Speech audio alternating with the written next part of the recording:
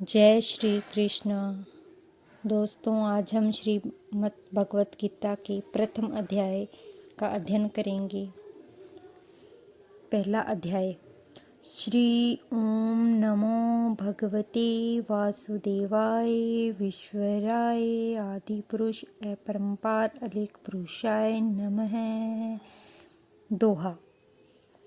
जगत बंधु ज्योति स्वरूप जिय की जाननहार, हरि यश मांगन आयो दास प्रभु के द्वार। श्री भगवान जी ने अर्जुन को जो गीता ज्ञान दिया सो मुझे भी मिले। हे भव भय भजन श्री कृष्ण जी से किशोर दास मांगता है। हे प्रभु, गीता ज्ञान के उच्चारण करने से तुम्हारे भक्त पूर्ण ब्रह्म को पाते हैं। प्रभु, मैं आपकी शरण में पड़ा हूँ। किशोरदास और कृष्णदास अति दीन गरीब हैं और आप परम प्रवीण आरत दुख भंजन हो। हे श्री कृष्ण भगवान, तेरे संतों और भक्तों के हेतु मैं यह ज्ञान भाषा में कहता हूँ। श्री गीता जी के प्रथम अध्याय। जब कौरव पांडव महाभारत के युद्ध को चले तब राजा धृतराष्ट्र ने कहा, मैं भी युद्ध को देखने चलूंगा। तब श्री व्यास जी ने कहा, हे राजन, नेत्र के बिना क्या देखोगे? राजा धृतराष्ट्र ने कहा, देखूंगा नहीं तो श्रवण तो करूंगा। तब व्यास जी ने कहा, हे राजन, तेरा सारथी संजय जो कुछ महाभारत के युद्ध की लीला कुरुक्षेत्र में होगी सो यहाँ बैठे ही श्रवण करवाएगा। व्यास जी के मुख से यह वचन सुन संजय ने बेनती करी, हे प्रभु, यहाँ हस्तिनापुर में बैठे कुरुक्षेत्र की लीला कैसे जानूंगा तथा राजा को किस भांति कहूँगा। तब व्यास जी ने संजय को यह वचन कहा, हे संजय, मेरी कृपा से तुझे यहाँ ही सब दिखाई देगा। व्यास जी के इतना कहते ही संजय की दिव्य दृष्टि हो गई और बुद्धि भी दिव्य हो गई। अब आगे महाभारत का कौतक कहते हैं, सो सुनो। 7 अक्षौहिणी सेना पांडवों की और 11 अश्वहीन सेना कौरवों की। यह दोनों सेनाएं कुरुक्षेत्र में जब एकत्र हुई तब धृतराष्ट्र ने पूछा, हे संजय, धर्म के क्षेत्र कुरुक्षेत्र में युद्ध की इच्छा में एकत्र हुए मेरे और पांडवों के पुत्रों ने क्या किया? संजय ने कहा, पांडवों की सेना को विहुति देखकर दुर्योधन आचार्य द्रोण के समीप जाकर कहने लगे, हे आचार्य, देखिए, आपके शिष्य बुद्धिमान द्रुपद पुत्र ने पांडवों की बड़ी सेना की कैसे व्यूह रचना की है। इस सेना में अर्जुन, भीम जैसे बड़े बड़े धनुधारी वीर, विराट, महारथी, द्रुपद, धृष्टकेतु, चिकितान, बलवान काशीराज, पुरुचित, कुंती भोज, नरों में श्रेष्ठ शौर्य पराक्रमी युधामन्यु, बलवान उत्तमौजा अभिमन्यु और द्रौपदी के पुत्र सब के सब महारथी हैं। हे ब्राह्मण श्रेष्ठ, आपके स्मरणार्थ अब मैं अपनी सेना के प्रधान सेनापतियों के नाम बताता हूँ। आप भीषण, कर्ण, युद्ध, विजय, कृपाचार्य, अश्वत्थामा, विकर्ण, सोमदत्त का पुत्र भूरिश्रवा और बहुत से शूरवीर मेरे लिए प्राण तक देने के लिए तैयार हैं। ये लोग शस्त्र चलाने में अति निपुण हैं। हमारी सेना को जिससे भीषण रक्षक है, अपरिमित बल है, और उनकी सेना जिसमें भीम रक्षक है, थोड़ा बल है। अब आप सब अपने अपने मोर्चों पर सावधान रहकर सेनापति की रक्षा कीजिए। भीष्म पितामह ने दुर्योधन को प्रसन्न करते हुए और ऊंचे स्वर से गरजते हुए शंख बजाया। फिर वहां चारों ओर शंख, नगाड़े, ढोल, गोमुखादि बाजे बजने लगे, जिसका बड़ा भयंकर शब्द हुआ। जिसके अंतर श्री कृष्ण और पांडव अर्जुन ने दिव्य शंखों को बजाया। श्री कृष्ण ने 5 जन्य और अर्जुन ने भी देवदत्त नामक शंख को और भीषण कर्म करने वाले भीम ने पौडक नामक बड़े शंख को बजाया। कुंती पुत्र राजा युधिष्ठिर ने विजय, नकुल ने सुघोष और सहदेव ने मणि पुष्क और धनुधर, काशीराज शिखड़ी धृष्ट, घूमन, विराट, अपराजित, सात्यकी, राजा द्रुपद और द्रौपदी के 5 पुत्र और महाबाहु अभिमन्यु ने सब वीरों ने अपने अपने शंखों को बजाया। उन शंखों के भारी शब्द से आकाश और पृथ्वी गूंज उठे और धृतराष्ट्र के पुत्रों के हृदय कांप उठे। हे राजन, अर्जुन ने कौरवों को युद्ध के लिए प्रस्तुत देखकर धनुष उठाकर श्री कृष्ण से कहा कि हे अच्युत, मेरा रथ दोनों सेनाओं के बीच में खड़ा कीजिए, जिससे मैं युद्ध करने वाला हूँ देख लूँ कि इस रणभूमि में मुझे किन किन के साथ युद्ध करना चाहिए। दुर्बुद्धि दुर्योधन से प्रीति करने वाले जो युद्ध के लिए यहाँ एकत्रित हुए हैं, उनको देखूंगा। संजय ने कहा, हे राजन, अर्जुन की बात सुनकर श्री कृष्ण ने भीष्म, द्रोण आदि वीरों के सामने उत्तम रथ को खड़ा करके कहा कि हे वीर, युद्ध के लिए उद्यत इन कौरवों को देख लो। अर्जुन ने चाचा, बाबा, गुरु, मामा, भाई, पुत्र, पौत्र, मित्र, श्वशुर और सब जनों को शस्त्रों से सुसज्जित खड़े देखा और उसने इन दोनों सेनाओं में अपने ही सब बांधवों को देखकर परम दयाद्र हुए यह वचन कहे, हे कृष्ण, युद्ध की इच्छा से आए हुए इन अपने बंधुकों को देख मेरे अंग ढीले होते जाते हैं और मुख सूखा जा रहा है। मेरा शरीर बेफल होता है, गांडीव हाथ से गिरा जाता है। हे केशव, मुझ में यहाँ खड़े रहने की सामर्थ्य नहीं है और सब लक्षण में उल्टे देख रहा हूँ और संग्राम में अपने स्वजनों का वध करके कोई लाभ नहीं होगा। हे कृष्ण, मैं जीत, राज्य और सुख भी नहीं चाहता हूँ। हे प्रभु, हमको राज्य, भोग तथा जीवन से क्या काम है, क्योंकि जिनके लिए राज्य, भोग और सुख की इच्छा की जाती है, वे सब इस युद्ध में प्राण और धन की इच्छा छोड़ मरने को तैयार हैं। और आचार्य, पिता, पुत्र, पितामह, माता, श्वशुर, पौत्र, साले और संबंधी, ये सब मुझे मारे तो भी हे मधुसूदन, मैं इन्हें मारने की इच्छा नहीं करूँगा। हे जनार्दन, त्रिलोकी के राज्य के लिए भी मैं इन्हें मारना नहीं चाहता, फिर इस पृथ्वी के राज्य के लिए तो कहना ही क्या। हे जनार्दन, धृतराष्ट्र के पुत्रों को मारकर हमारा क्या भला होगा, इसलिए हमें अपने भाई धृतराष्ट्र के पुत्रों को मारना अनुचित है। हे माधव, स्वजनों को मारकर क्या हम सुखी हो सकते हैं?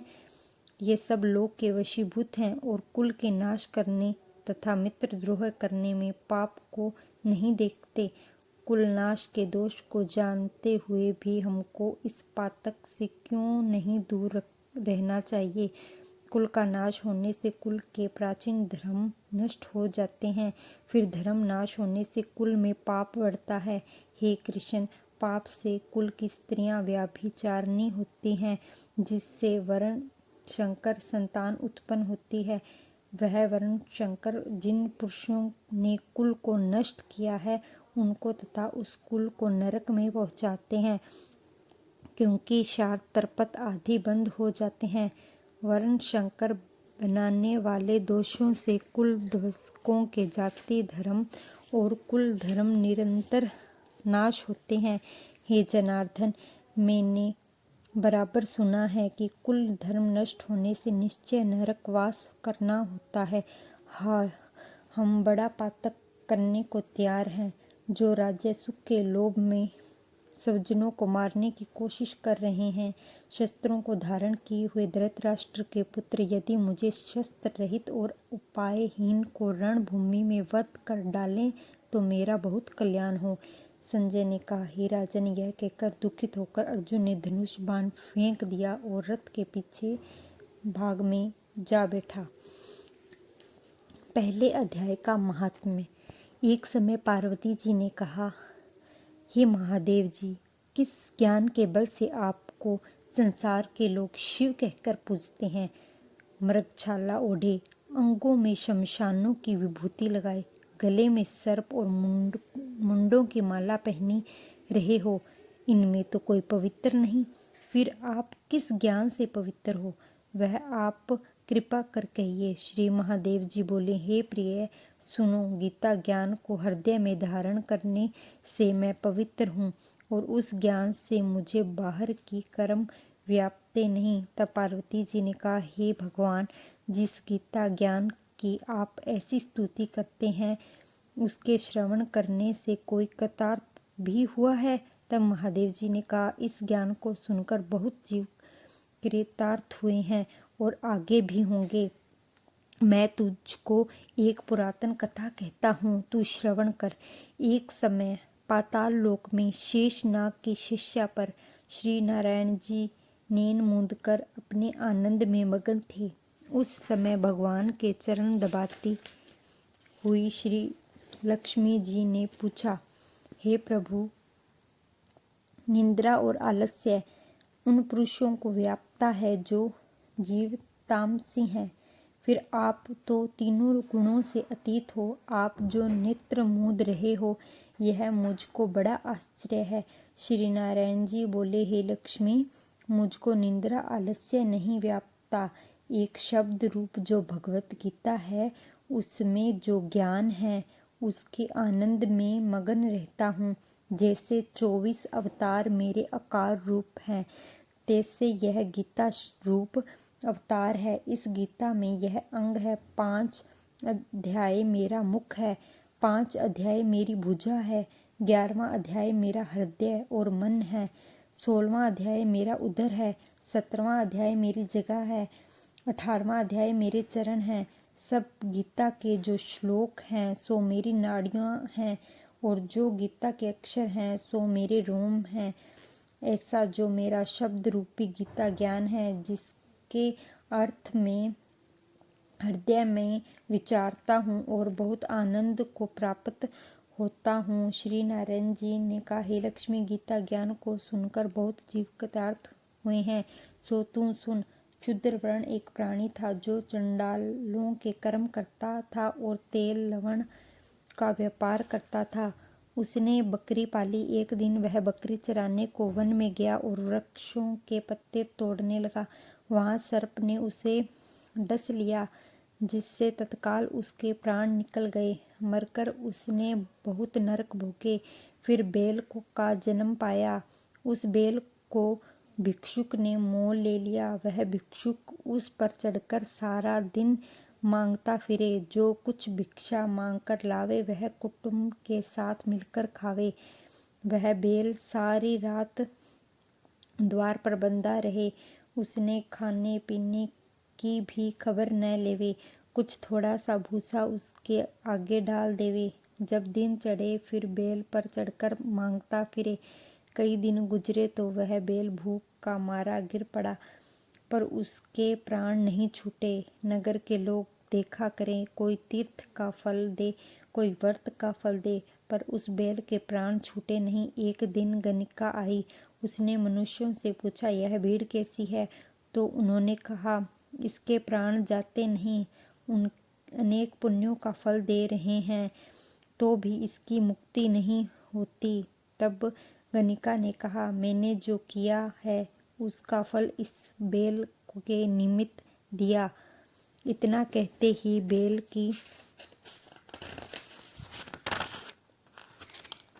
की मुक्ति हुई।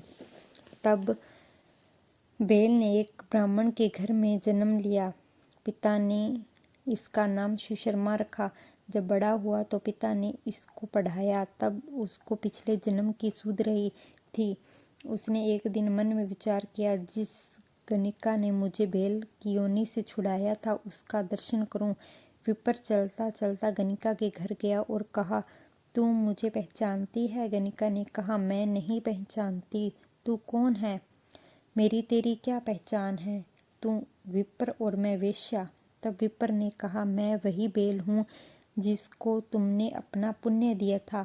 तब मैं बैल की योनि से छूटा था। अब मैंने विप्र के घर जन्म लिया है। तू अपना वह पुण्य बता।